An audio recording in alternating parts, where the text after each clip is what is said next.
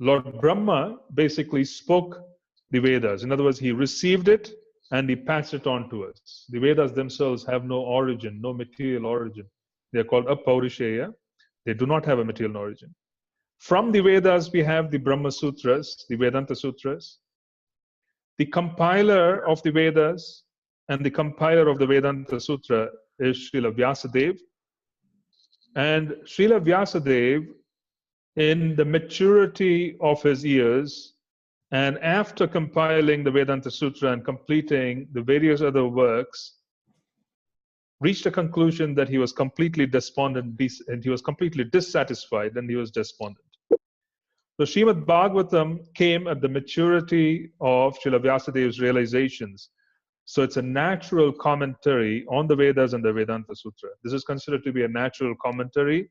This is the acceptance of the Vaishnavas, the Gaudiya Vaishnavas, that this is a natural commentary and we do not need a commentary on the Vedanta Sutras. This is our conclusion. Now, Srimad Bhagavatam very specifically deals with the subject of the Samam Bonam, Krishna. It deals with the subject of the absolute truth. We distinguish the characteristics of the absolute truth from the definition of Krishna as God. Krishna as God deals with the functions of the universe.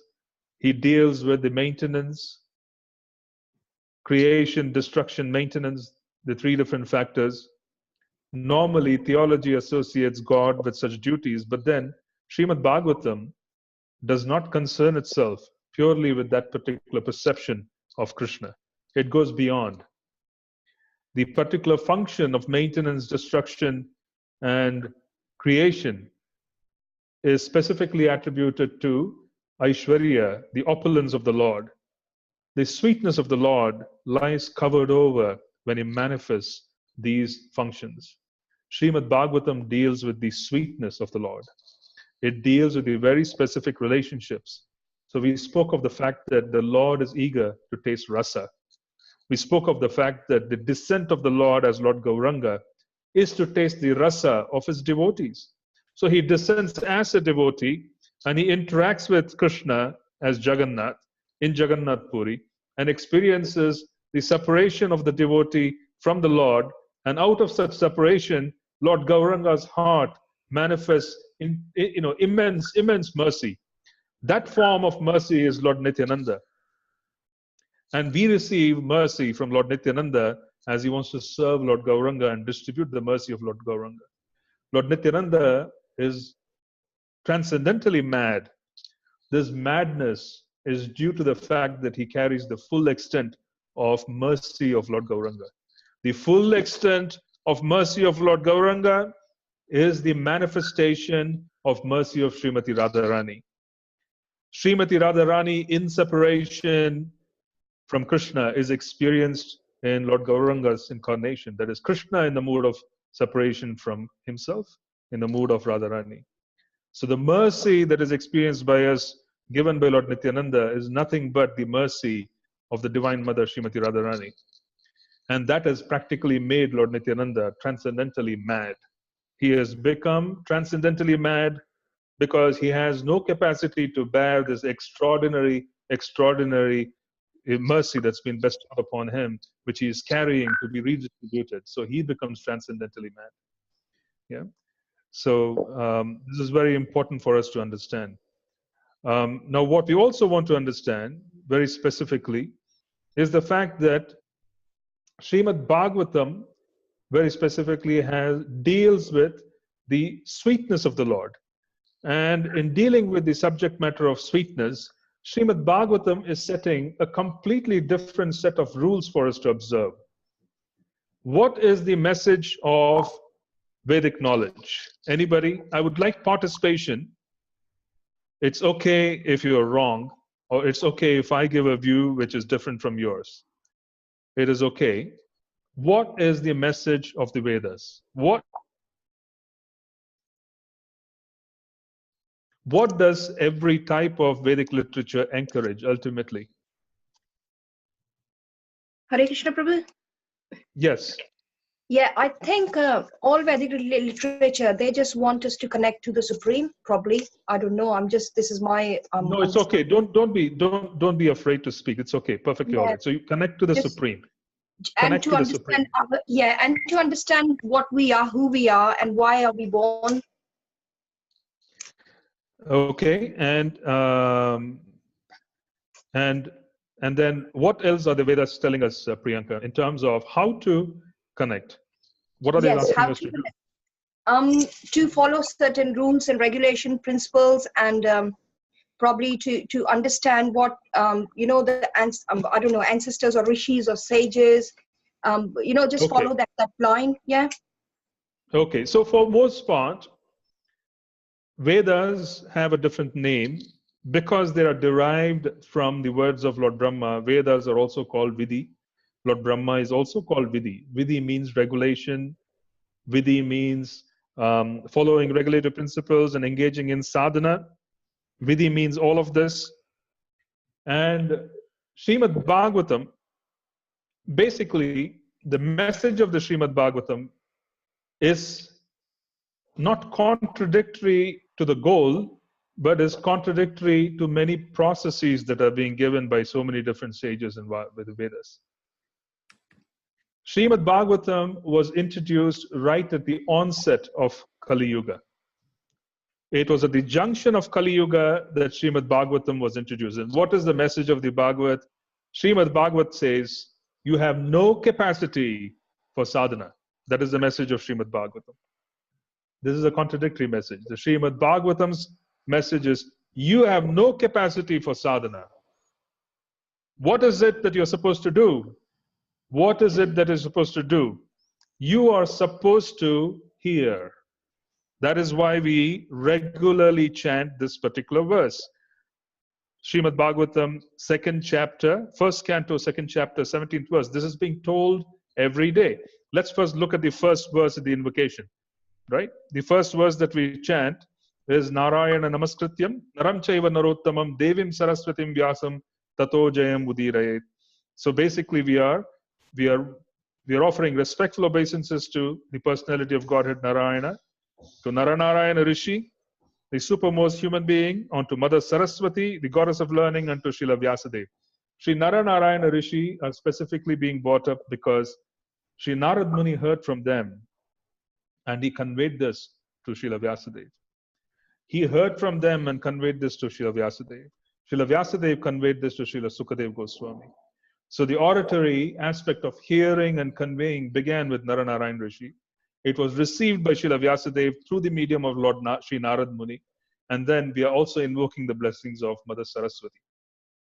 Now, what is it which is being talked of in the second and the third verse of our invocation verses? We chant this every day when we read Bhagavatam.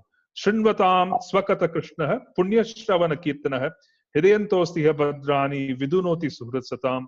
It basically says that Sri Krishna, the personality of Godhead, who is the Paramatma in everyone's heart and the benefactor of the truthful devotee, cleanses desire for material enjoyment from the heart of the devotee who has developed the urge to hear his messages. Shrinvatam, hear his messages. Now, what is the next verse that we constantly read every day? Nashta prayeshu abhadreshu nityam bhagavata sevaya bhagavati uttama shloke bhaktir bhavati naistiki. By regular attendance in classes on Bhagavatam and by rendering of service to the pure devotee, all that is troublesome to the heart is completely destroyed. So, the whole objective of sadhana is to remove the influence of the material modes of passion and ignorance. When one is properly situated in the mode of goodness, one then has the ability to understand things. The process of liberation from this planet involves being liberated from passion and ignorance. So Srimad Bhagavatam's messages that are being read by us every day before every Bhagavatam class are specifically talking about the fact that you should hear. Christina, could you also mute yourself? So the regular hearing of Bhagavatam, the hearing of Bhagavatam is being emphasized. Shrinvatam. Shrinvatam. So what is the message of the Bhagavat? And I want you to absorb yourself in this particular fact. The Bhagavat is basically saying, you are in Kali Yuga. You are in Kali Yuga. This is being given at the juncture, the beginning of Kali Yuga. All these sages have gathered in Naimisharanya. And here it is actually described that thousands of sages have gathered.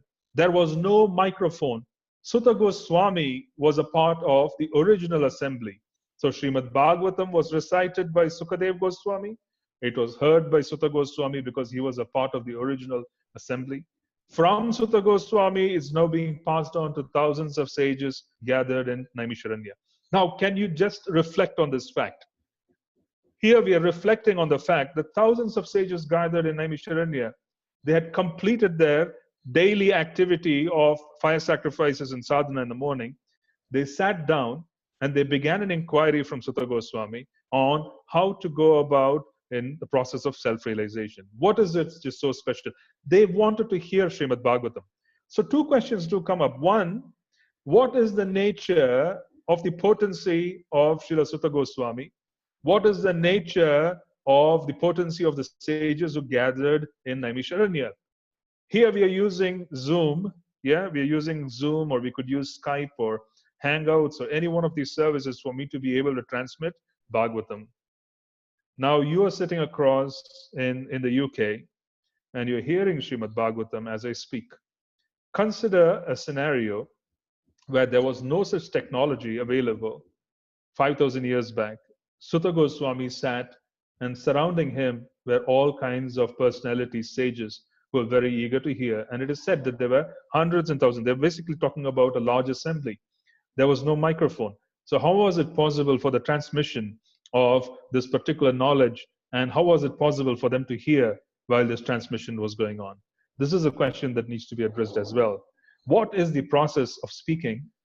What is it which has to be done for the speaker, by the speaker? What is it which is to be done by those who hear? So let's start with the hearing process. What is it which has to be done by those who hear? How is it possible for thousands of sages to gather around in an assembly and listen to Sutta Goswami without a microphone?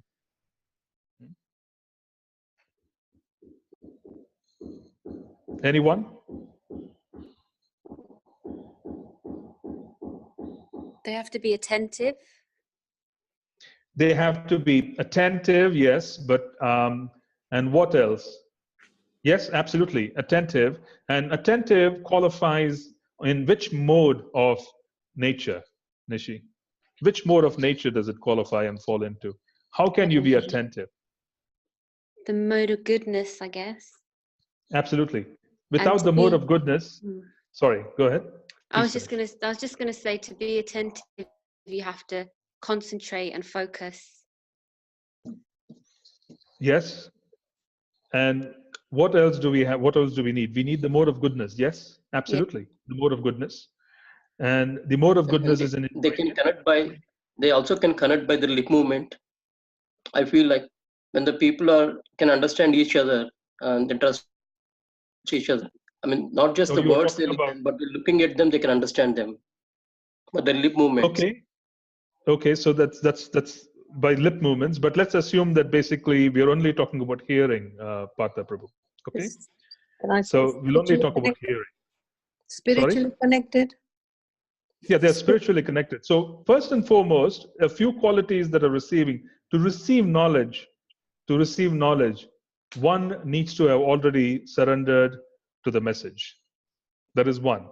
The reception of knowledge requires a certain form of surrender. It has got nothing to do with physical distance. The speaker has to have an extraordinarily high potency for him to be able to transmit a message. Srila Prabhupada spoke and transmitted the message from Tompkins Park in New York. Do you remember the first chanting which happened in Tompkins Park? You find Srila Prabhupada with kartals sitting in Tompkins Park and chanting. That particular Sankirtan then was transmitted throughout the world. That began the transmission of the Mahamantra in the Western world. You see, the transmission of messages of Srila Prabhupada in New York was transmitted throughout the world. What is this arrangement? This arrangement of transmission which reached every shore. This arrangement had to do with the fact that the speaker himself had the capacity to be able to penetrate into the hearts and into the minds of those who were listening. The speaker himself was connected to the sound. We say, sometimes we say that people basically have spoken into ether. Yeah, they've spoken into ether, so it will happen. Why do we have transmissions which go when we chant the Mahamantra? What is it which we experience? Krishna is not different from his names. Krishna appears in his own form. He appears as Nama. He appears as Nama. He also appears in his own form after the fact. The point we are trying to make here is, being transcendentally situated, Sutta Goswami, he practically created one single mind of all the sages. Do you understand what I'm saying? If the speaker is accomplished and to assimilate all the thousands of minds into one single mind, everybody would understand exactly what they were meant to understand from the speech. That's why sometimes we feel that when we are in a class, we feel as if things are being addressed to us. We feel as if Krishna has answered some of our questions through a class. It could be by class by anybody, but we feel that they have addressed our questions. How so? Because if the speaker himself or herself is transcendentally situated, if they're properly situated and they're properly connected to the Guru Parampara, they themselves are very dedicated, then they will have the ability to transmit. And when we accept such a speaker, and then we also approach such a speaker with reverence, and we also accept that basically we are receiving siksha, then our hearts open up and the hearing process becomes enabled. The process of hearing needs to be enabled. That is why Srimad Bhagavatam basically is talking about Shrunvatam. It says, just hear. They're not talking about anything else. They are saying Shrunvatam. And every day we repeat these verses saying Shrunvatam, Shravanam. Shravanam is such an important function because they're saying in Kali Yuga, we don't have the capacity for us to be able to engage in sadhana, even though we are following the orders of Srila Prabhupada and we do our rounds and we engage in a deity worship, we do more, or we do exactly what he's asking us to do, and it actually qualifies us to listen. But Bhagavatam's message is, you listen, Shinvatam. And that message basically is meant to completely uproot the tree of ignorance and passion from our hearts and situate ourselves in proper uncontaminated goodness so that we could pursue the further growth of our spiritual identity. This is the message of the Bhagavatam. The message of the Bhagavatam is, it says, you're not capable. Beginning of Kali Yuga, it is making a statement. Sutta Goswami is speaking to thousands of sages. Sukadev Goswami is speaking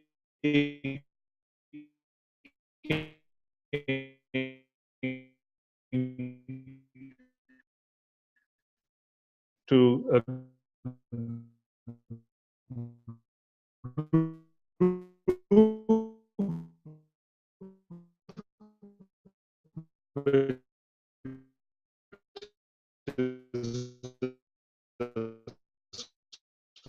small group way that in Kali please develop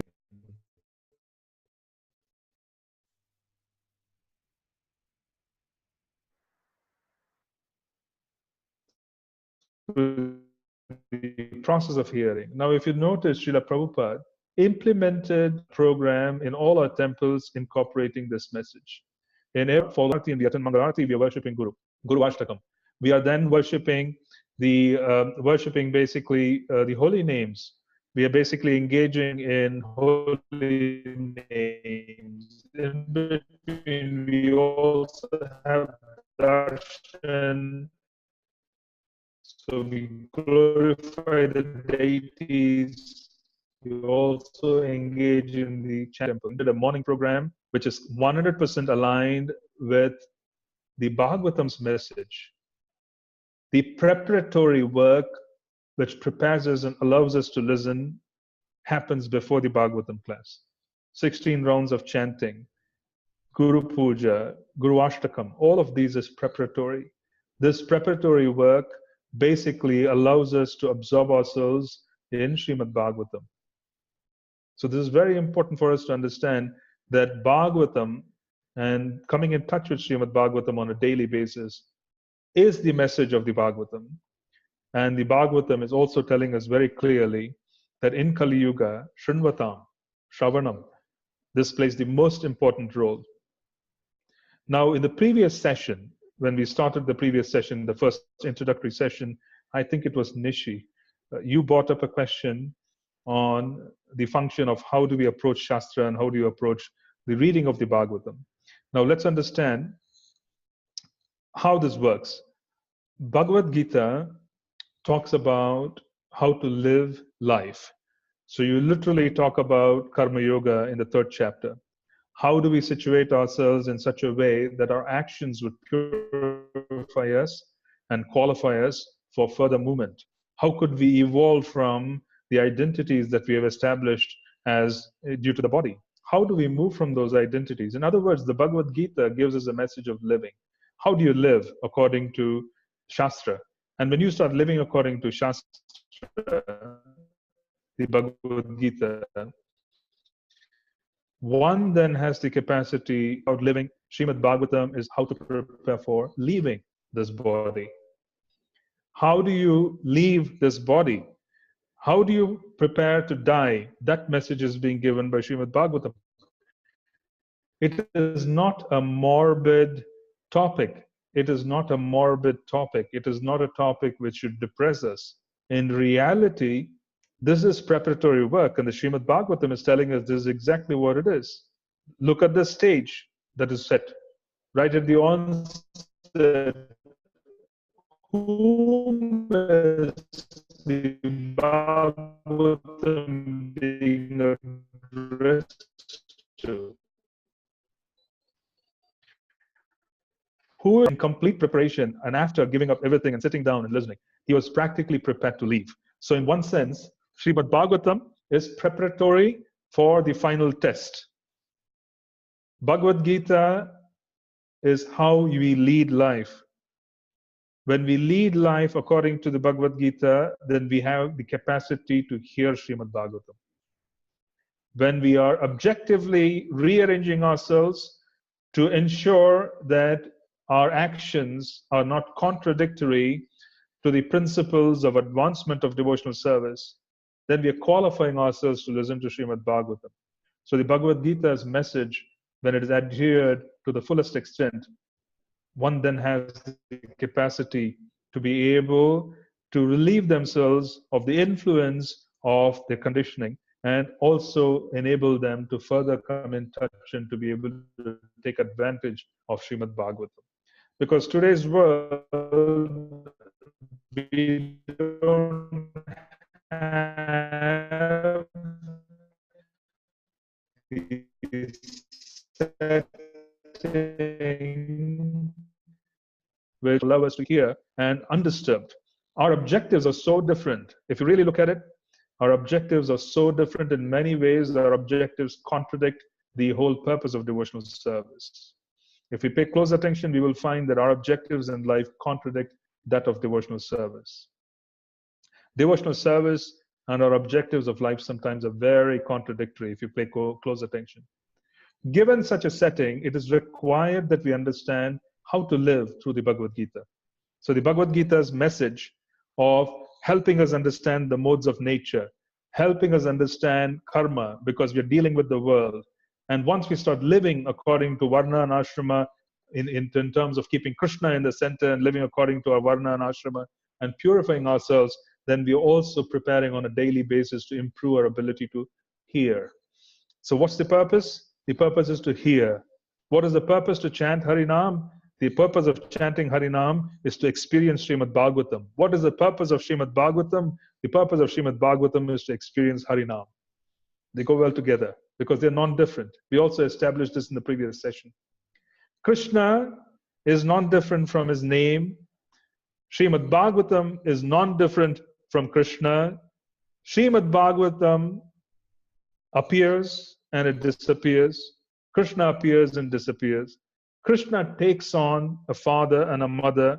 Srimad Bhagavatam took on a father and a mother, both combined as Srila Vyasadeva. Srila Vyasadeva is the giver of Srimad Bhagavatam. He functions as the parent, as both parents in one. He basically functions as the source of Srimad Bhagavatam. So we basically are coming in touch with Srimad Bhagavatam, and by doing so, we are also experiencing Harinam. When we sincerely chant the holy names, Krishna will first appear in our heart as Nama. He will appear in our heart as Nama. We will experience the name in our heart. When we chant his holy names, he will appear in our heart as Nama. At that point in time, the nectar of the holy names would be experienced. When they say that there is a nectar of the holy names, it is not advertising, it's a fact. The nectar of the holy names, the rasa from the holy names would begin flowing. Krishna will establish himself in the heart as the holy name first, and then he will appear in his two-arm form and show his pastimes. This is the sequence. In a similar fashion, when we prepare ourselves and we are very sincere in the chanting of the holy names, then we are able to experience Srimad Bhagavatam. Then we start living Srimad Bhagavatam. When we start living Srimad Bhagavatam,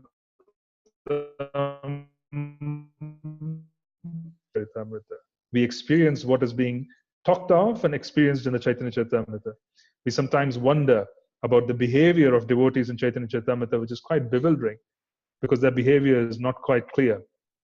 But we are noticing that behavior of the devotees in the Chaitanya Charitamrita is basically a derivative of living the Srimad Bhagavatam, which is basically derived by daily hearing of Srimad Bhagavatam from the lips of a liberated soul, and also by coming in touch with the preparatory work of coming in touch with the Harinam, because the Harinam and chanting of holy names is the message of Srimad Bhagavatam.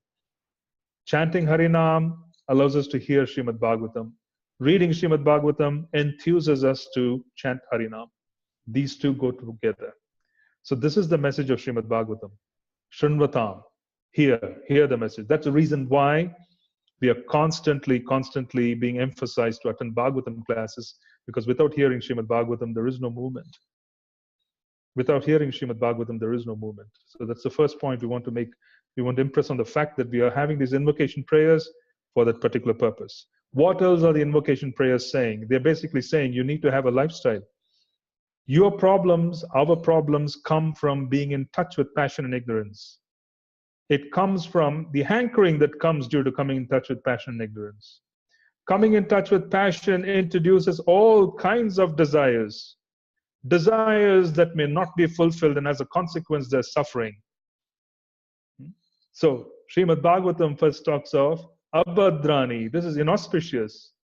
All the inauspiciousness that comes due to coming in touch with passion and ignorance is being removed.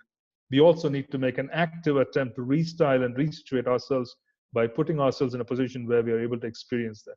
That's the Bhagavad Gita. The Bhagavad Gita talks about lifestyle. It talks about objectives of life. It allows us to be able to experience things in a proper way. So that's also a point. Now let's talk a little bit about the personalities of Srimad Bhagavatam. Today we were given Sukadev Goswami and Parikshit Maharaj. Then I was talking to Mayapur Prabhu and I was telling him that we can't really talk about Sukadev Goswami unless we speak a little bit about Vyasadeva and his guru Sri Narada Muni. First we have to talk about Sri Narada Muni. What is so special about Sri Narada Muni? Narada Muni is an incarnation of the Lord. He is an incarnation of Bhakti. He basically is the Bhakti incarnation. He is spreading wherever there is intense Bhakti, it is said that Sri Narada Muni is present. Wherever there's intense Bhakti, great determination, where there's a great future, Narada Muni is there. Have you noticed in the Srimad Bhagavatam that all the major katha, for example, Dhruva Charita, Dhruva Maharaj, who initiated Dhruva Maharaj? Sri Narada Muni. Who initiated Prahlad Maharaj? Narada Muni. Who is there in one of the most critical junctures of Srimad Bhagavatam? You find this personality. I'm supposed to speak about him further down. We will also do that, but I want to touch upon him because we can't really bypass Narada Muni and go into Sukadev Goswami. Because Sri Narada Muni fundamentally was responsible for clearing the confusion of Srila Vyasadeva. So when he found Srila Vyasadeva is despondent Sri Narad Muni appears because Sri Narad Muni is the spiritual master of Vyasadeva. Where does our parampara start? Our parampara starts from Brahma, Lord Brahma's son Narad Muni, and Vyasa. So in reality, Sri Narad Muni is the foremost amongst those who are leading this parampara, the Bhakti parampara of Lord Chaitanya. So Sri Narad Muni, fundamentally, he appears wherever there's intense bhakti. He is there. He is there to give guidance. He is there to give guidance. It's very, very significant for us to understand this. Now, who was Narad Muni? How did he reach the position of becoming who became? It is said in the Srimad Bhagavatam that Sri Narad Muni himself, he was a very, very insignificant personality because his mother was a maidservant. His mother was a maidservant with very little means. So she did not have the ability to educate her son. She did not have the ability to give him the best of facilities and to give him the station for him to advance. But what she did do, because of his good fortune and her good fortune, was she was the maidservant in an ashram of transcendentalists. This is the most fortunate position, that there was association right from the beginning of sadhus. So Narad Muni's mother was a maidservant. And then during Chaturmas, it is said Chaturmas, during those 4 months, we observe Chaturmas in our system, the 4 months between July through Kartik, these 4 months, all kinds of material activities are prohibited. Shastrically, no marriages, nothing is done, because it is said that in that particular time, Lord Vishnu is sleeping and the Devatas basically do not have the ability to offer any blessings. So materially, there is nothing done, basically, during those 4 months of Chaturmas. But spiritually, it's an extraordinarily rewarding circumstance. There's also a practical consideration that during Chaturmas, it coincides with monsoon. Because it coincides with monsoon, with the rainy season in India, people, transcendentalists, sages, used to gather in an ashram. They used to stop traveling. So they used to basically stay in the ashram until everything subsides for Chaturmas. They used to observe Chaturmas and then begin their travel again. So during his childhood, when he was 5 years old, Sri Narad Muni had the wonderful, wonderful capacity to come in touch with the transcendentalists who came and stayed in an ashram. Now, he did say in Srimad Bhagavatam, what were his qualifications? He was 5 years old. He was the son of a very insignificant person because he was a maidservant. As a consequence, he was subservient. He already was gifted with subservience from birth. Second, what else did he say his qualification was? He said, even though I was 5 years old, I wasn't very interested in engaging in the activities of other 5-year-old children. This is quite fortunate. He said, I was not playing. I wasn't really looking for playmates. I wouldn't want to go around. I was quite sober and serious even when I was 5 years old. That was his personality. He also said that at the age of 5, most children would be naughty. He said, I was not naughty. He never ever wanted to engage in any kind of prank. So basically a very sober 5-year-old, which is quite extraordinary. A very sober, very eager, very, very, I would say, gifted 5-year-old. So he said, these were my qualifications. Because I had these qualifications, my mother and the transcendentalists basically allowed me to serve them. The transcendentalists received service from me. I served them when I was 5 years old. You see? Now look at this very carefully. This was a child who was not very conversant with Vedic knowledge. This was a child who wasn't educated. This was a child who just had the capacity to serve. Pay attention to this. He served the transcendentalists. How did he serve and how did he surrender? He said, with the permission of these transcendentalists, I accepted the remnants. And because I accepted the remnants after they had eaten prasadam, I became transcendentally knowledgeable. In other words, the knowledge was transmitted to him because he chose to surrender.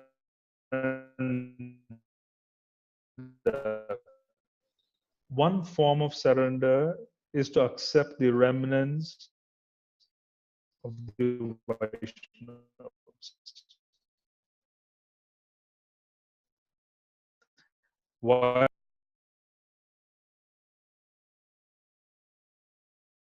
Have you heard this from somewhere else? This whole principle. There are two principles. Number one, he is accepting prasadam and surrendering, and he is able to gain transcendental knowledge. This is the principle of sevon unmukehi jihva adav. Srila Rupa Goswami says, seva unmukehi jihva adav. The first seva has to start with the tongue. The first seva has to start with the tongue. This is the glorification of prasadam. The glorification of Krishna prasadam is such that it qualifies the person to receive Krishna into their hearts. Seva unmekehi jihva adav. Jihva is the tongue. Where does seva start? Where does service start? Service starts with the tongue.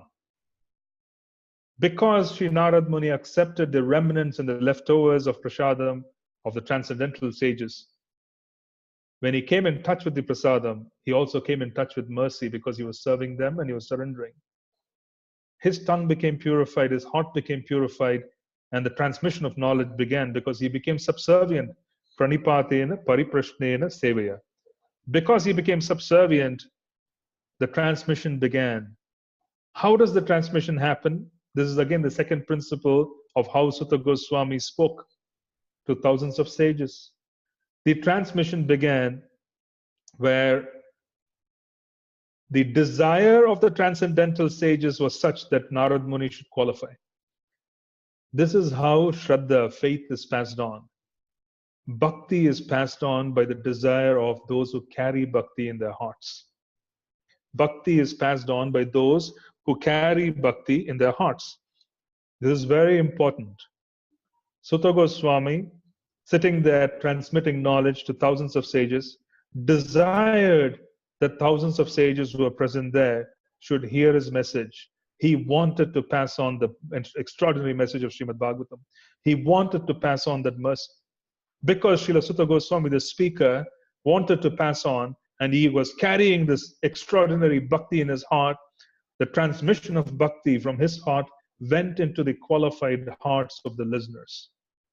In a similar fashion, Sutta Goswami is passing on message in a similar fashion. The transcendental sages, the moment they saw that Sri Narada Muni was a qualified recipient, moment they found that the vessel was qualified enough to accept the extraordinary nature of bhakti, they desired in their heart that he should receive bhakti. This desire of a transcendentalist is the reason for Bhakti Devi to leave their heart, in a sense, go from their heart to the heart of the person who wants to benefit from this.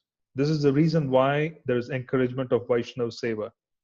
When there's personal Seva done to the Vaishnava has the capacity to request Bhakti Devi to transmit her mercy to those who have served them. That is a reason why it is said that Bhakti Devi is independent. She is not controlled by Krishna. She is not controlled by any material cause. Bhakti has its origin in bhakti. If there is bhakti in the heart of someone, they have the capacity to give it to others. So we are completely dependent on the Vaishnava. This is very important. This is the message which is being given by Sri Narada Muni's transmission of knowledge. We are completely dependent on the desire of the elevated Vaishnava. The faith they carry in their hearts can be transmitted into our hearts by that desire because we have chosen to surrender to them. One form of surrender is to accept the remnants. There are many different types of seva. The same principle is being enunciated by Srila Rupa Goswami, where he says, if you want to serve, serve by chanting. And serve by chanting requires qualification of the tongue. The tongue becomes qualified to chant Krishna's names by coming in touch with Krishna Prasadam. Seva unmukehi jihvadav. Once the tongue is cleansed, the desire for transcendental knowledge and the desire for transcendental life takes precedence and starts coming into the heart. So our system is so scientific. These are the principles which Srila Prabhupada has given us. He has given us a morning program based on Srimad Bhagavatam's message. The Bhagavatam's message is, hear the Bhagavatam. He has given us a whole system of how to eat, sleep, mate, defend. And that's also based on purifying ourselves so that we could qualify to hear and chant. So this is a very important principle that Sri Narad Muni received transcendental knowledge transmitted by the sages, and this was transmitted not by oral reception, it was transmitted by will. This is why we talk about the Ado Shraddha Tata Sadhu Sangha. How does this happen? There is faith. The transmission of faith and the strengthening of faith is by the will of the Vaishnava whom we come in touch with. That is the reason why Sangha is given such big importance, is because the will of the Vaishnava to transmit knowledge comes in, then Bhakti Devi decides to enter. Sri Bhakti Devi entered into Sri Narad Muni's heart because the transcendentalist desired that he must receive. So he wasn't qualified at the time because he wasn't educated. He was a 5-year-old. How does a 5-year-old have the capacity to pursue transcendence as a goal? That capacity came from the sage's will. They decided that, oh, he is such a good vehicle. And Bhakti Devi transmitted herself from their heart to his heart. So he began his journey. This is critical for us to understand as to how this is going to work. It is going to work through the mercy of the Vaishnavas. This is how it is. So that's the reason why the first aparad in the chanting of the holy names is Vaishnava aparad. If there is Vaishnava aparad, everything is lost. Bhakti is independent, and she resides in the heart of the Vaishnava. When the Vaishnava desires, Bhakti Devi transmits herself through the hearts, through his words, or through the remnants and so many different aspects of the Vaishnava. So this is a very important principle. So Sri Narad Muni, after receiving this particular prasadam benediction, and there's also the importance of prasadam. Let's also consider the other fact. The other fact is, if prasadam has such potency because it carries the potency of those who are practically in touch with prasadam. So it's been offered to Krishna, it's been accepted by the Vaishnavas, now this is mercy. The opposite, which is the contradiction to it, is non-prasadam. If food is not offered, it can contaminate us. It can contaminate us and it will give us connections to those who cook. It will also take us on the path, which is dangerous. See, if there is any principle that a Vaishnava should follow if they're serious about chanting, is to ensure that they're able to very strictly observe the eating of prasadam. This is very important. This is critical. If you don't eat prasadam, you can't chant. And if you can't chant, everything is lost. It doesn't qualify us for anything because what we eat is going to bring the consciousness of the person who cooks into our hearts. This is being exemplified in the opposite way. We are basically seeing that prasadam has the capacity to practically transform a young child into an aspiring transcendentalist who eventually, in his next birth, becomes Sri Narad Muni. So Sri Narad Muni, when he was a child, received this. Then it is noticed that by providence, by the factor of time, his mother, as she goes out to milk a cow in the ashram in the night, she is bitten by a snake and she passes away, leaving him all alone. He is then taken care of and he is basically nurtured by the Lord himself as a super soul who is guiding him in different ways. He wanders around different parts of the planet. He finds a place where he can sit and he starts meditating as he was taught by the transcendentalists. And as he was taught by the transcendentalists, he started meditating. He then has a vision of the Lord. And he says that vision of the Lord was so extraordinary in his heart. It was so extraordinary that Sri Narad Muni felt ecstasy and bliss, and he completely was overwhelmed by the presence of the Lord in his heart. Then the Lord disappears. He appears and he disappears. Then Sri Narad Muni is extraordinarily agitated by not seeing the Lord. At that time, the Lord basically assures him, saying, "You will not see me again, but continue your practice. After this, you will always be with me." So in that sense, Sri Narad Muni continued his practice after having a vision of the Lord. The Lord appears to give him encouragement. And then the Lord encourages him to continue the sadhana and he leaves. And then subsequently, in the next birth, he becomes Narad Muni. And this Sri Narad Muni is so extraordinary that bhakti begins wherever he goes. You actually notice that all kinds of major events have happened due to Sri Narad Muni's presence. In Ramayana, he meets and enthuses Valmiki. Sage Valmiki is enthused by Narad Muni. He writes Ramayana. He is basically writing Sri Ramayana. He is basically being given all kinds of instructions to move forward. So you notice this with Srila Vyasadeva, with Valmiki, with the major personalities in Bhagavatam. You will notice Sri Narada Muni present. So the glorification of Srimad Bhagavatam should begin with the glorification of Sri Narada Muni. That is the main aspect of what we wanted to share today.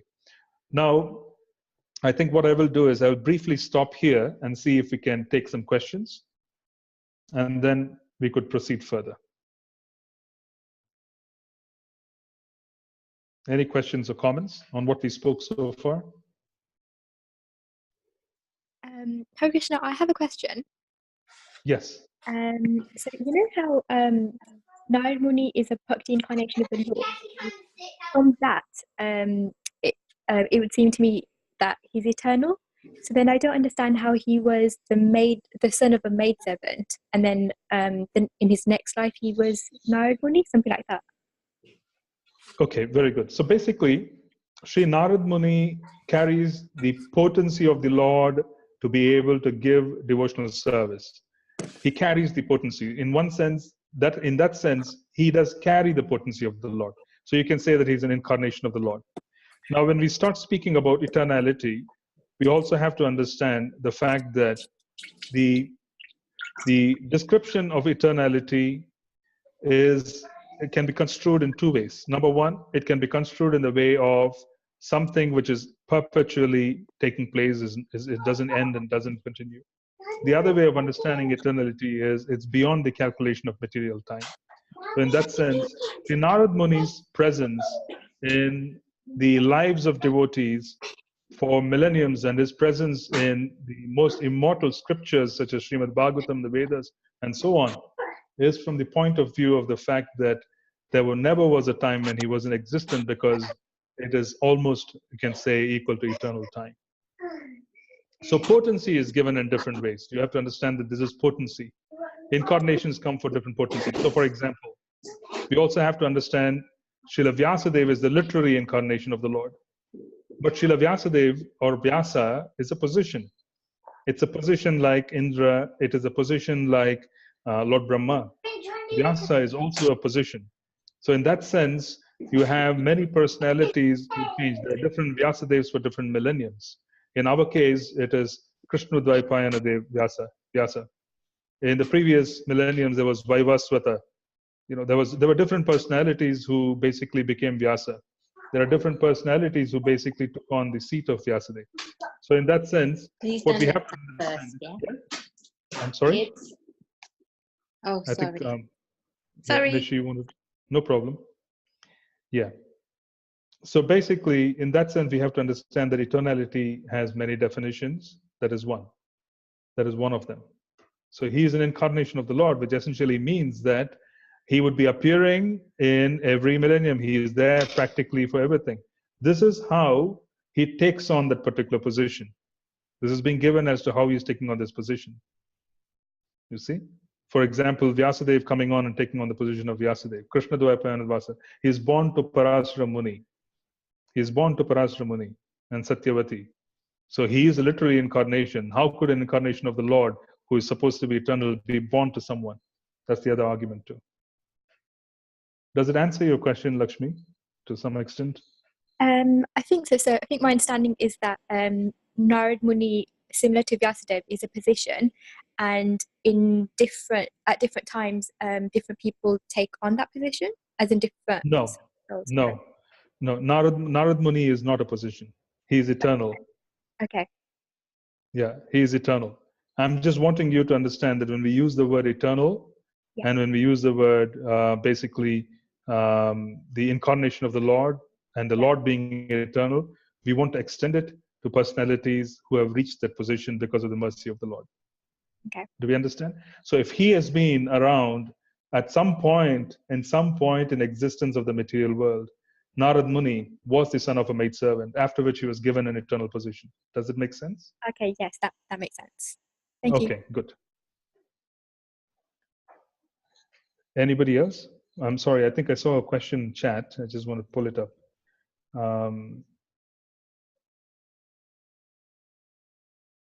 What mood we should have when we serve the Vaishnavas? What mood should be there? What is the mood which has to be cultivated before serving the Vaishnavas? Before serving the Vaishnavas, the first and foremost aspect is prepare for such service. Prepare for such service. If we are going before the deity, it is necessary for us to have been chanting and to have completed our rounds nicely. This would allow us to serve the deity, because then we would move and we would be able to interact in that particular service in a proper frame. In a similar fashion, if you're coming in touch with senior devotees, prepare yourself for such interaction. Go with questions that you could ask, because then they would and you would be interacting with them on topics which are firmly spiritual. This in turn would also control the nature of interaction. So these are different ways to prepare. Different ways to prepare is, number one, we ourselves should be prepared, and internally we should be ready to serve. The mood of service will not come unless we have chanted. The second would be, go prepared on how to interact. This way, there is no such thing as random interaction. You could prepare yourself either of wanting to serve, simply wanting to serve, or wanting to help yourself by asking certain questions which the Vaishnava could then assist you with. This way, we put ourselves in a subservient position. So we could also be able to go there and ask questions as well. So this is the proper mood. The same mood with which we serve the deities should be observed when we are serving Vaishnavas. This is basically the platform which is higher than the basic platform of Kanishta Adhikari. What is a Kanishta? Kanishta is someone who is very basic in his understanding of Krishna consciousness. That personality can only see the deity, and beyond the deity, he cannot see the Vaishnavas. His understanding of the deity's opulence comes from a certain family connection. It can come from family practices. It can come from what he has observed through other people in general. But he does not know how to relate to the Vaishnavas, because he really doesn't have the capacity to understand the potency of Vaishnavas. So how do we prepare to receive a Vaishnava? The same way as we prepare to receive the deity, because this is the next step. Kanishta, the Madhyamadhikari Vaishnava, is able to understand the nature of Vaishnavas. The definition of Madhyamadhikari Vaishnava is to be able to understand Vaishnavas and their position and their relationship to the Lord. So we want to be able to do that. So prepare in the same way.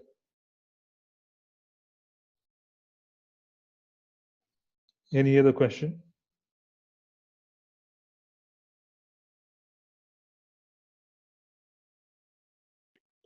Prabhu, I just wanted to ask, at the beginning you said that Bhagavatam is a natural commentary. Yes. Mm-hmm. What does that mean?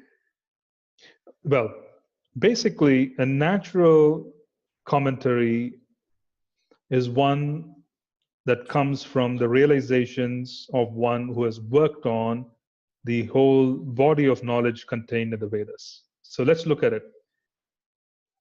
Lord Brahma receives Vedic knowledge from the Lord. He passes on a single body of knowledge to Srila Vyasadeva. Srila Vyasadeva breaks down the single body of knowledge of the Vedas into different parts to compile it so that we could understand it in Kali Yuga. So he gives us the Rig and the Yajur and the Samaveda and the Atharva Veda. He then gives us the Puranas, which are considered to be the fifth Veda. And then he also writes the Mahabharata. He compiles all of these. He writes the Mahabharata as well.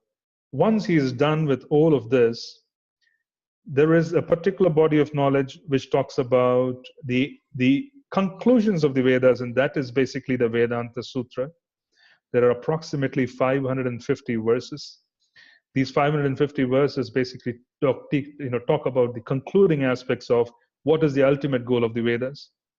Every parampara has written a commentary on these 550 verses. The Shankarites, the followers, the impersonalists, and the Mayavadi followers of, for example, Sripad Shankaracharya, who wrote the Advaita philosophy, he has written a commentary on the Vedanta Sutras, which is called the Sharirika Bhashya. Every parampara, Vaishnava parampara, has a commentary on these 550 verses, and these are all commentaries on the Vedanta Sutras. And when Sri Chaitanya Mahaprabhu founded, or rather manifested his presence 500 years back. He felt that Srimad Bhagavatam was a natural commentary of the conclusion of the Vedas, because the author and the compiler of all this Vedic knowledge was Srila Vyasadeva.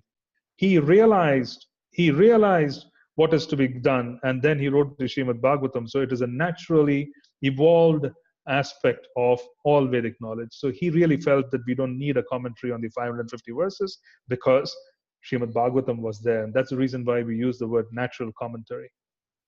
Does it make sense?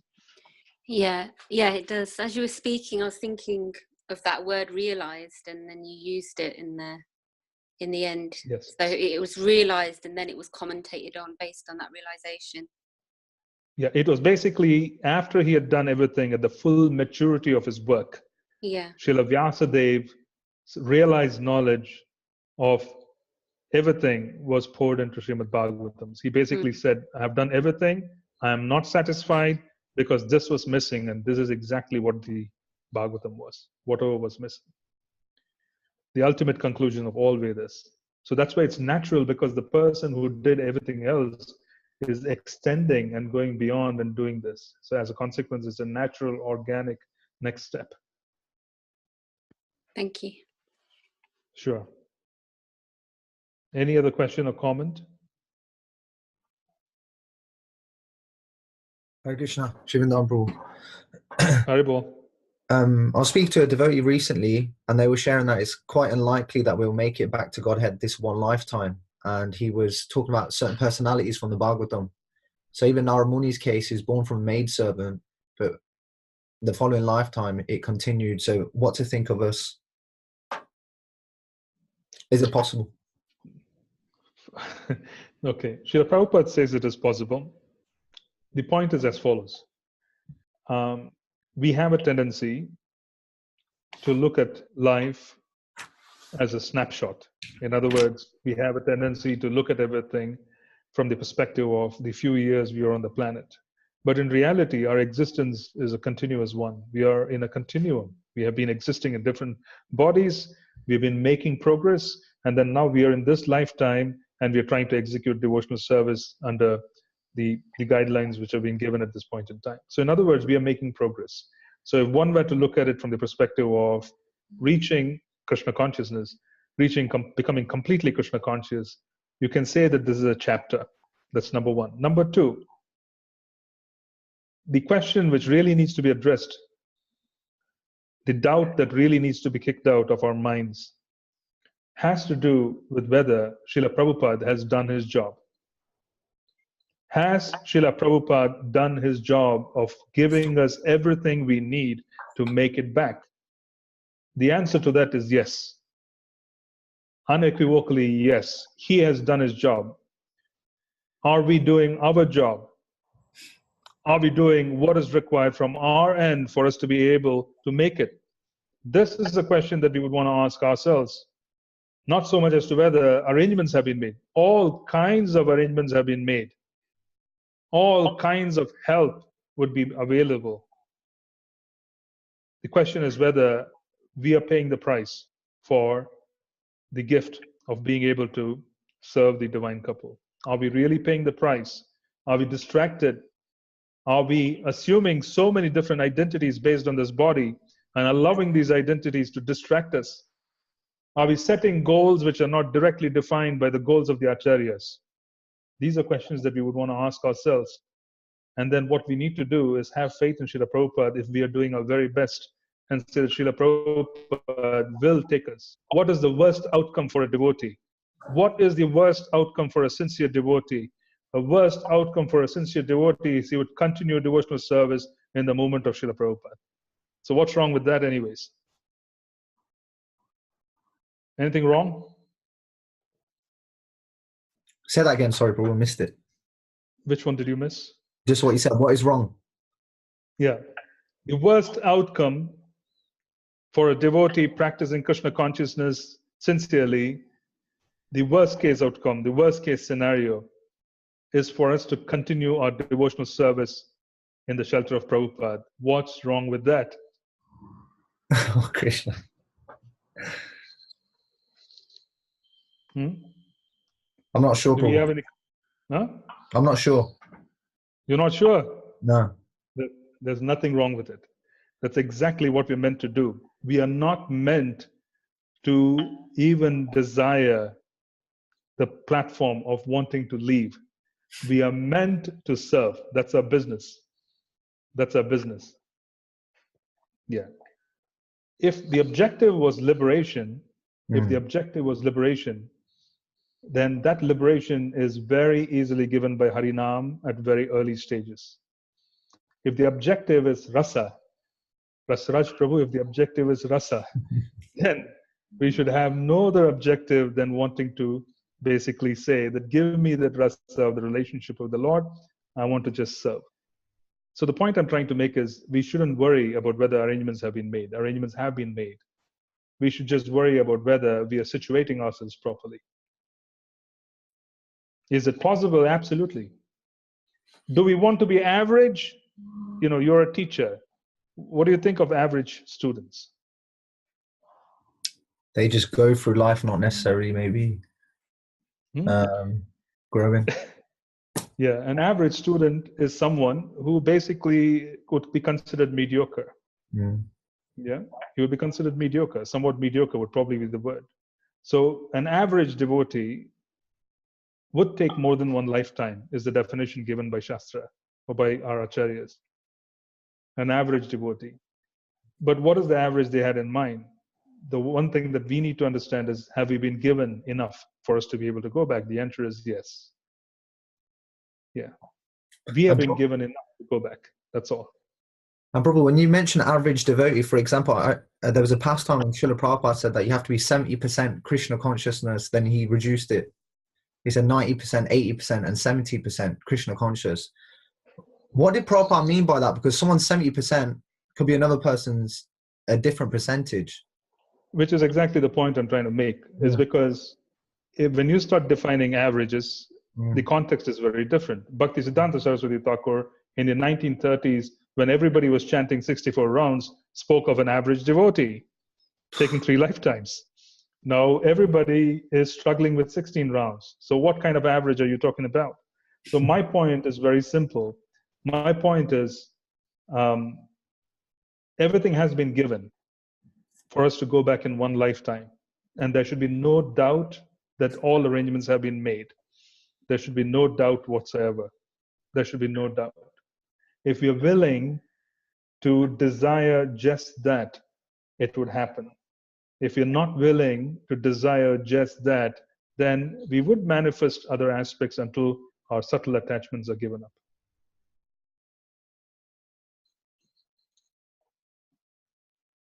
Thanks, you see, I'll end this question with an example. Several years ago, I was attending this seminar given by my Guru Maharaj in New Vrindavan, and the seminar was designed in such a way that whoever was sitting in the hall next to you, in the sense your neighbors, they are supposed to share their realizations. We are supposed to share our realizations with each other. I was very fortunate that I was sitting next to a Mataji, a Prabhupada disciple from the late 60s. So she was very senior, So I fortunately had the ability to basically hear her realizations, which she was going to share. And she basically shared an experience with Prabhupada. In the early days, in the 60s, people used to communicate with letters to Srila Prabhupada. And Prabhupada used to reply. And because the temple environment, everybody was in the temple, everybody used to read everybody else's letters. All the letters were collectively read. It's like everybody had access to the email box. Everybody sat down and read each of those letters. In other words, literally, when a letter comes from Srila Prabhupada, everybody used to gather around. So she wrote Srila Prabhupada and asked him what she should do to go back to Godhead. And she wrote him several pages. His reply came 2.5 months later, and he replied with 3 lines. He said, chant 16 rounds, follow the regulative principles, I will take you back to Godhead. It's guaranteed.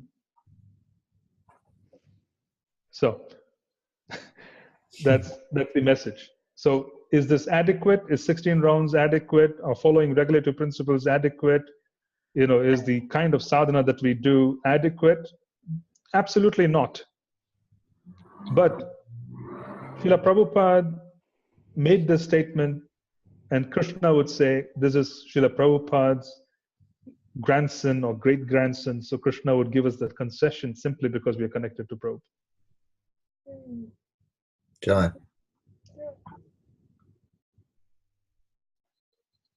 Any other question or comment?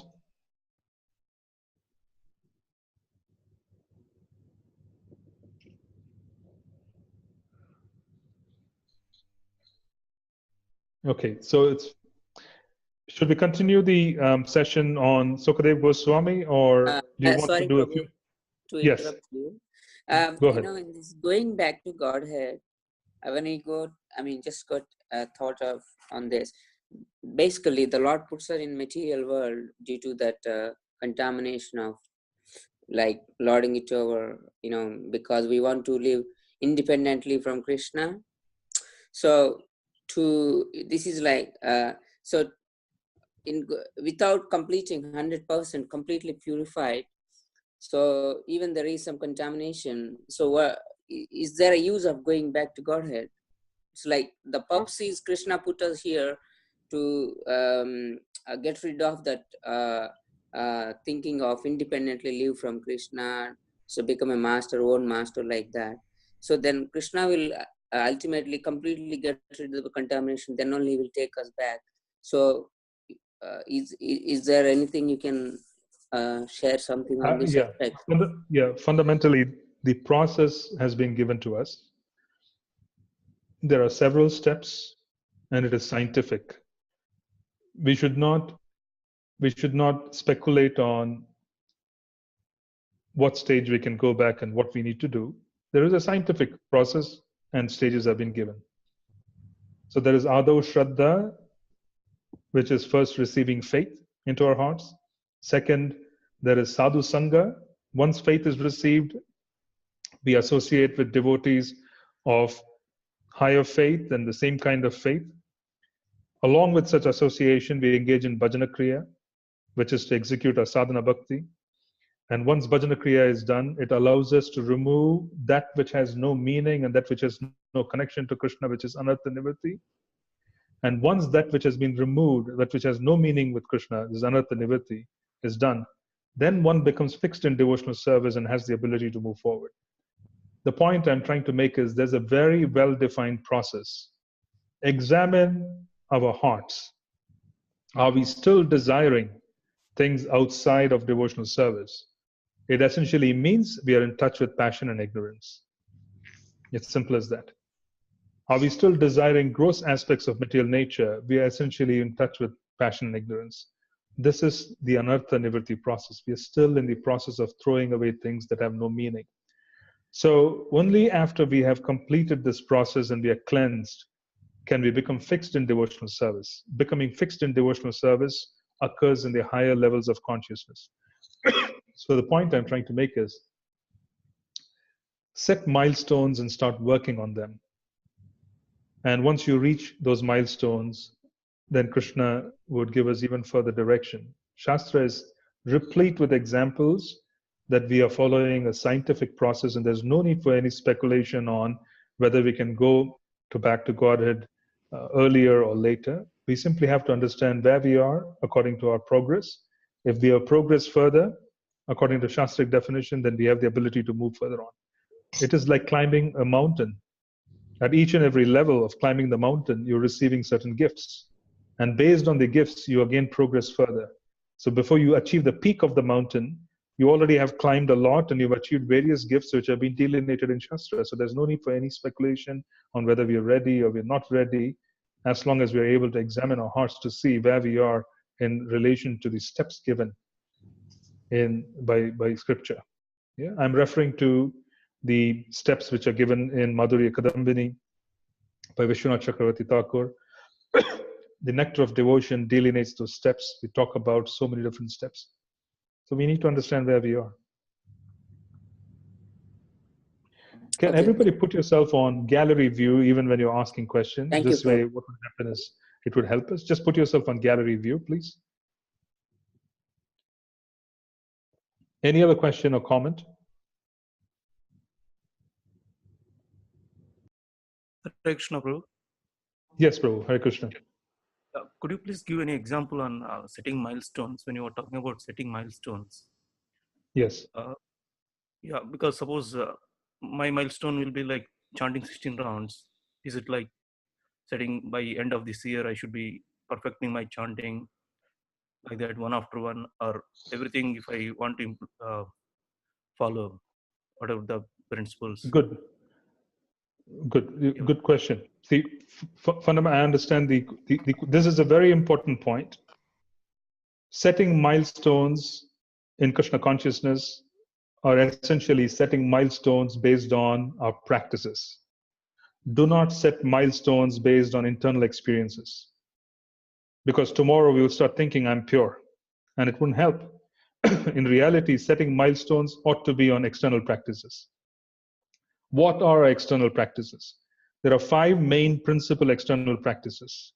The first external practice that's been given to us is sadhu sangha. The second external practice that's been given to us is basically nama smaranam, nama kirtanam.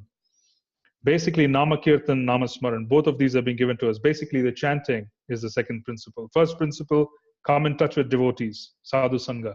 Come in touch with those who can inspire you. Number 2, chant. There's a second milestone that can be set. Basically, you're setting a milestone in the aspect of chanting. The third principle of activity given to us has to do with Bhagavat Shravanam, the hearing of Bhagavatam.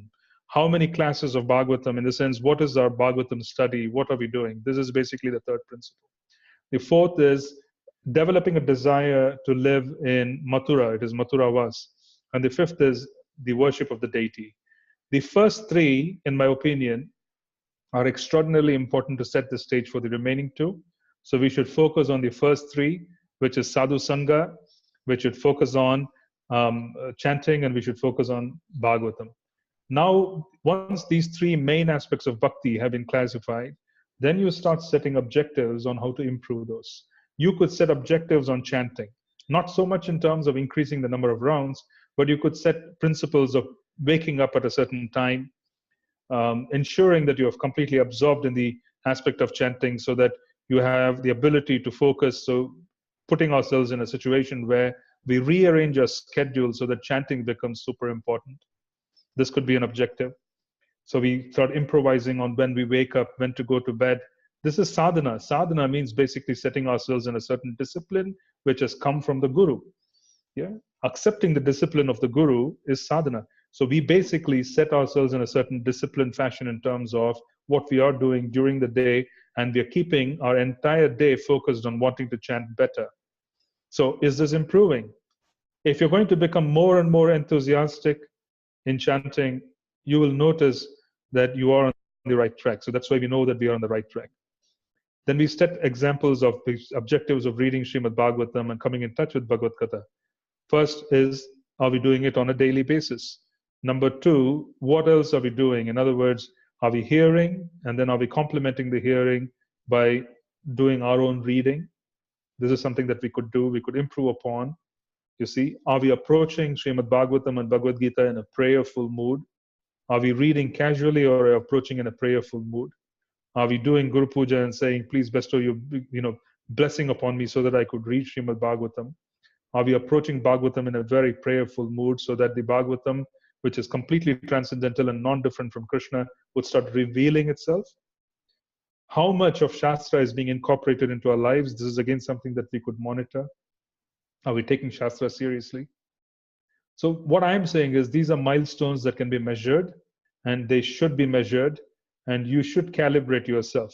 If you can't calibrate yourself on a year-by-year basis, then you would not know where they are.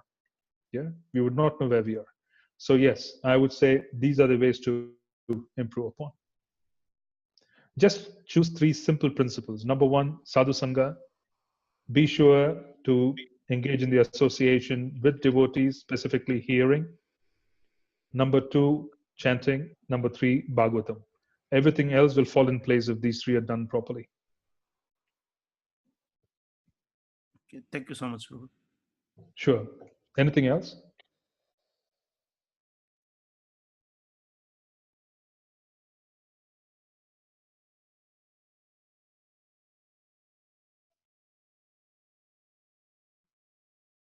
Okay. So, Christina, do we have time for, I was just wondering, should we conclude today's session and then start again afresh by combining and doing the remaining sessions in the subsequent week? Is that better, because it's almost 1.5 hours?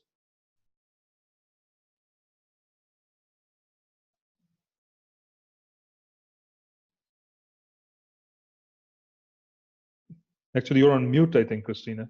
I'm not sure.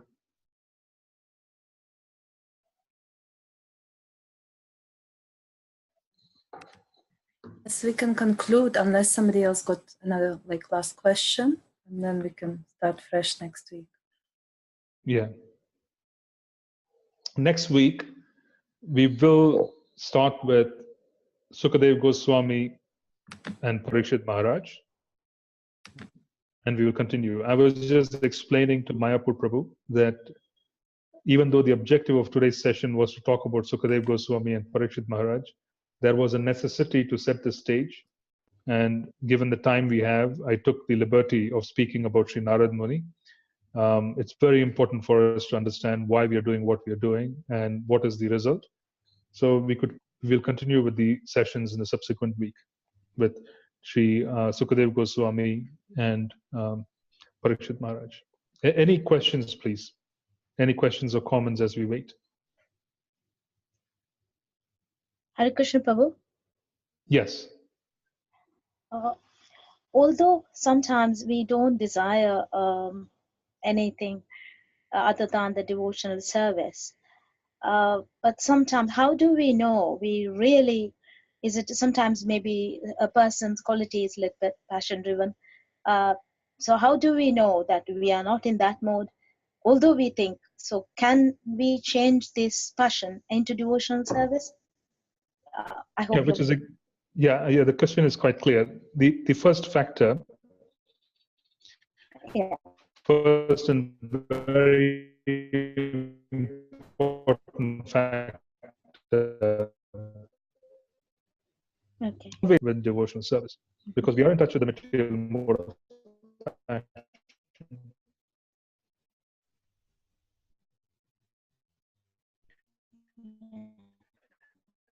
But what is the total consolidated desire? What is it that we are representing in a consolidated point? Second, the objective of sadhana bhakti. The whole objective of sadhana bhakti, the whole objective of sadhana essentially is to lift us from passion and ignorance and bring us to the mode of uncontaminated goodness.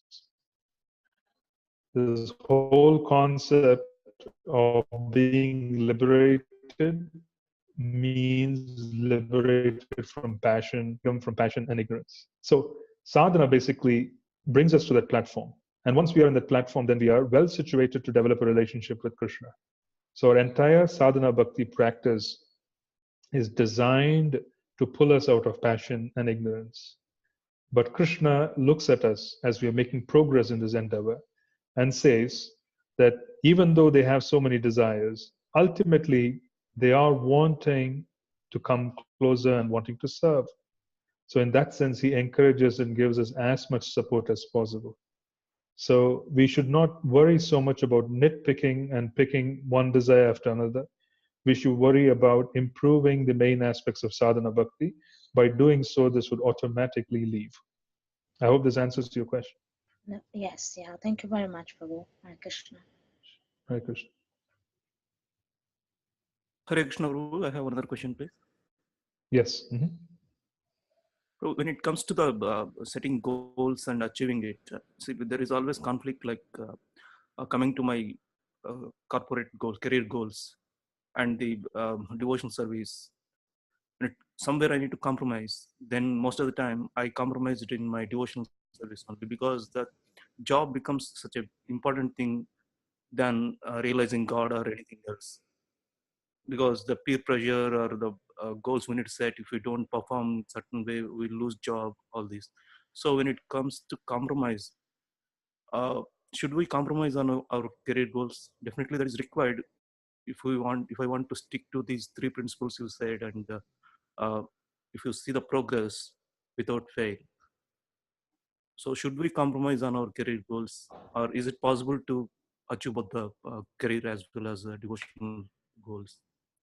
The safer process is for us to desire what the acharyas have given us to desire. What is it which is worthy of desire? What is it which is worthy of our desires? What is it which is worth desiring is the 5 principles of devotional service. Being able to associate, being able to chant, being able to read Srimad Bhagavatam, being able to stay in Vrindavan or have Vrindavan consciousness, and being able to worship the deity. These are 5 goals that the acharyas have given us, which are absolutely safe. Every other goal cannot be trusted. You cannot trust any other goal because we simply do not know what the outcome would be. We would not know if that is going to keep us close to Krishna or is going to take us away from Krishna. We do not know. So what is it that is to be done by a professional in the modern day? Number 1, desire these 5 outcomes which have been given by our acharyas only, and then go to work trying to facilitate complete absorption at some future point. You want to completely absorb yourself in bhakti, but then today you are distracted because you're involved in the corporate life that you're involved in. So the point which we want to make here is contribute to the best of your ability and desire the 5 main goals of bhakti. Tolerate the circumstances of peers and goals that are being given by a corporate world. Progress as much as you want, but that should come naturally. That should never be set as a goal. So the point I'm trying to make is, if you're working for someone and the manager sets a goal saying this is what you have to achieve, then that is natural for you to do because that's the right thing to do. Achieve that goal. There's nothing wrong with it. But tolerate the circumstances. The real goal which you have, they have to have the attributes of the 5 principles that I spoke of. So you need to keep that particular goal in your heart and progress and tolerate the circumstance of work, and then do not set and hold those goals very dear, because if you set corporate goals as your life, there will be a day when those goals will disappoint you terribly. So there's no point in trying to set goals which are controlled by material nature, which has a duality of 100% going to disappoint you. It is better for you to set goals that are spiritual, but do what is required in your job. It does not mean you neglect your job. It does not mean you leave your job. It means you understand what is the requirement of job, do what is required there, and then expect nothing in return. This is basically Nishkam Yoga. You don't expect anything in return. You don't expect promotions, don't expect a raise. Simply understand that this environment requires me to work in a certain way. This environment requires some planning. This environment requires some goals because they expect us to achieve all of these things. I'm going to do all of this, Krishna, but in reality, whatever you give me after I've done all this work is entirely up to you. I'm wanting to engage further and further in devotional service. This is the proper attitude. So do what is required, but don't become one of them where you set goals and think that that's what your life is. Mahaprabhu used to say, Antare Nishta Bahire Lokavyavahar. Antare Nishta, be fixed in devotional service inside your heart. Externally, behave according to the world. So if your job demands that you have to work 12 hours and 10 hours, do so. Internally offer prayers to Krishna so that you could be better situated to serve him. This is what is called sincerity. One has to be sincere. You really have to desire Krishna consciousness in the heart, where you tell Krishna, Krishna, this is where you have put me. This is the circumstance I am in, because this is where you have given it to me. Surely this is due to my karmic reactions, but I'm accepting it as your arrangement. Krishna, please help me. We will learn more about these in the next sessions as we study the lives of the Mahabhagavats. When we study their lives, we will find that there was a practical element. Parikshit Maharaj was a king. Yeah, there are so many personalities who are kings and kshatriyas and generals which required practical action. How is it that they saved themselves from all of this and ended up becoming Bhagavatas? This is the whole purpose of this particular set of sessions. Does it make sense? Yes, Prabhu. Yeah. Thank you so much, Prabhu. Wonderful. Sure. Any other question or comment? I can take one more.